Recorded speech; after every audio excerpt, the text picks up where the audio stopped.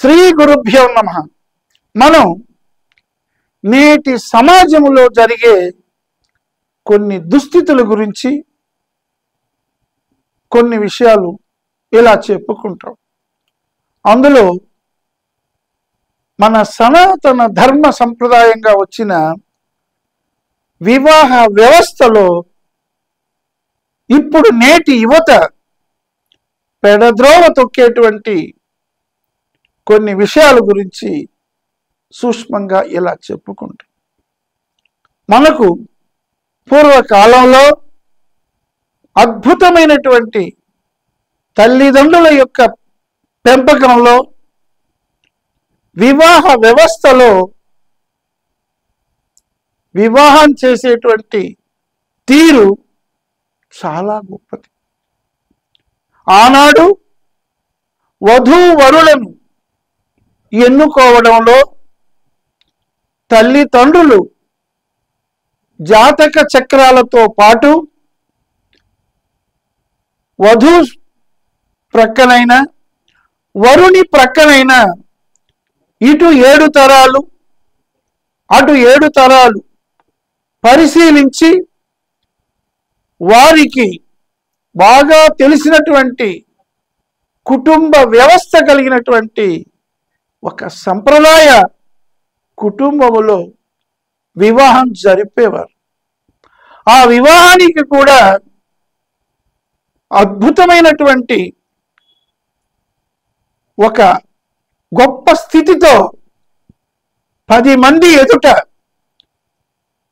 10 మంది యొక్క ఆశీస్సులతో వేదర్శులు మాంగళ్యం తంతునానేనా మమ జీవన హేతున కంటే భగ్నామి శుభగే అన్నటువంటి విధంగా మంత్రాన్ని చదివి మాంగళ్యం కట్టేటప్పుడు ఆ వరుడు తన బాధ్యతను గుర్తించే విధంగా శుభం జరిగే విధంగా ఆ వేదర్శుల మంత్ర ఉచ్చారణలో ఆశీస్సులు పొందేవారు. ఆ సమయంలో ధర్మేచ అత్తేచ కామేచ నాతి చరామి అని ఒక మంత్రం చెప్పేవారు.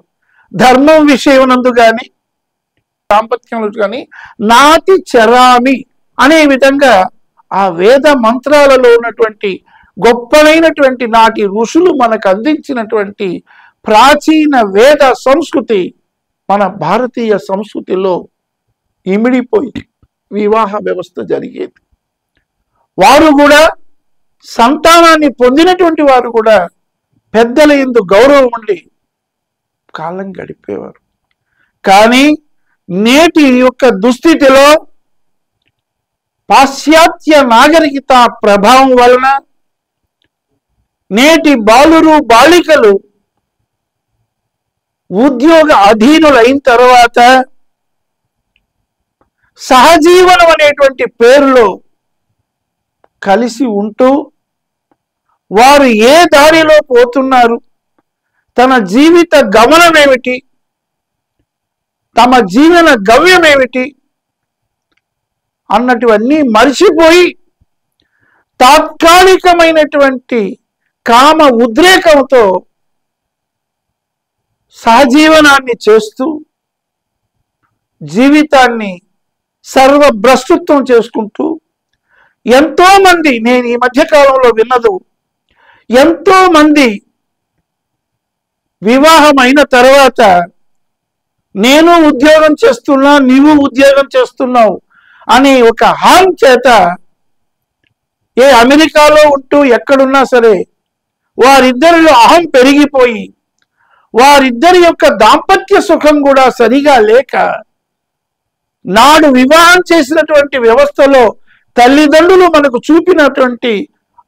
చూసి చేసినటువంటి వివాహంలో 50 ఏళ్ళు 60 ఏళ్ళు కాలం చేస్తుంటే ఇప్పుడు వారుగా ఎన్నుకొని తల్లిదండ్రులను లెక్క చేయకుండా భిన్న మతాలతో భిన్న జాతులుగా వివాహం చేసుకుంటూ మన యొక్క సనాతన సంప్రదాయమైనటువంటి విషయాలన్నీ కూడా అడుగంటిపోయేట్టుగా ఇటు తల్లిదండ్రులకు మానసికమైన ఆందోళన కల్పిస్తూ అటు వారి జీవనంలోనూ సరైనటువంటి అవగాహన లేక అహం అనేటువంటి విధంగా అడ్డొచ్చి నేను సంపాదిస్తున్నా నువ్వు సంపాదిస్తున్నావు అనేటువంటి విధంగా చాలా మంది తొందరగా విడిపోతూ విడాకులతో కాలం గడుపుతూ సంతాన వ్యవస్థ కూడా కుంటుపడుతూ చాలా మంది దెబ్బతిన్నటువంటి విషయాలు ఈ మధ్య కాలంలో మనము వింటుంటే మన వివాహ వ్యవస్థ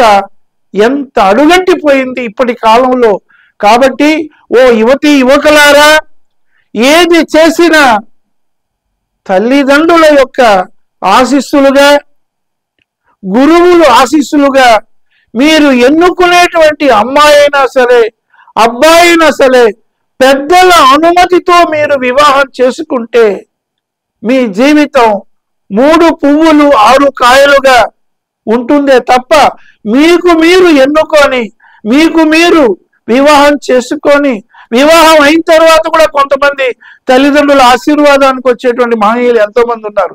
కారణం చదువు ఎక్కువైపోవడం, ఉద్యోగాలలో అధికమైనటువంటి జీవనం సాగించడం, ముఖ్యంగా ఇప్పుడున్నటువంటి ఈ సాఫ్ట్వేర్ ఉద్యోగస్తుల్లో ఏ మాత్రము కూడా అవగాహన రాహిత్యం అయిపోయి మనకు డబ్బే శాశ్వతం అనుకొని స్వార్థ చింతనతో తాత్కాలిక సుఖాలే నిజమైన సుఖాలు అనుకొని దైవ చింతనగా అయ్యో మనం చేస్తున్నది తప్పు కదా, ఇది పెద్దలను అనుసరించి చేయాలి కదా, మనకు పూర్వం మన తల్లిదండ్రులు ఇలాగే మనకు చేశారా, మనల్ని కన్ని ఇలా పెంచారా అనేటువంటి భావాన్ని వదులుకొని మీకు మీరు ఒక నిర్ణయం ఒక చెడు త్రోవలో పోవడం వల్ల అది చాలా తప్పని నా ఉద్దేశం. కాబట్టి ఎప్పుడైనా సరే మన భారతీయ సంస్కృతి చాలా గొప్పది. వేద శాస్త్ర పురాణ ఇతిహాస కావ్యాదులు మన భారతీయ సంస్కృతికి పునాదులు. కాబట్టి దయచేసి ఓ యువతి యువకులారా, మీ వివాహ వ్యవస్థలో మీరు వివాహం చేసుకునేటప్పుడు ఇటు వధువైనా అటు వరుడైనా సరే మీరు సమగ్రంగా ఆలోచించి మీ తల్లిదండ్రుల అనుమతితో పెద్దల ఆశీర్వాదంతో 10 మంది దగ్గర అద్భుతమైనటువంటి పందిరిలో వేద మంత్రాల ఉచ్చరణ ఆశీస్సులుగా వివాహం చేసుకోండి. మన వివాహ వ్యవస్థ కుంటుపడకుండా మీరందరూ చల్లగా ఉండాలని ఆ 7 కొండల వాడి దీవెనగా వెంకటాద్రి సంస్థాను బ్రహ్మాండే నాస్తికించిన వెంకటేశ సమోదేవో నభూతో నభవిష్యతనట్లు ఆ 7 కొండల వాడి దీవెనలుగా సర్వే జన సుఖినోభవంతు సమస్త సన్మంగళాని భవంతు అన్నట్లుగా నా భావ సందేశాన్ని మీకు ఇస్తున్నాను.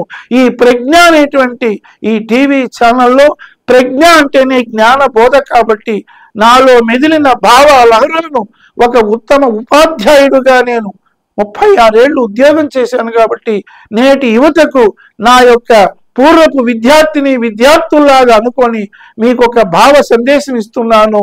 జై హింద్, జై భారత మాత, స్వస్తి.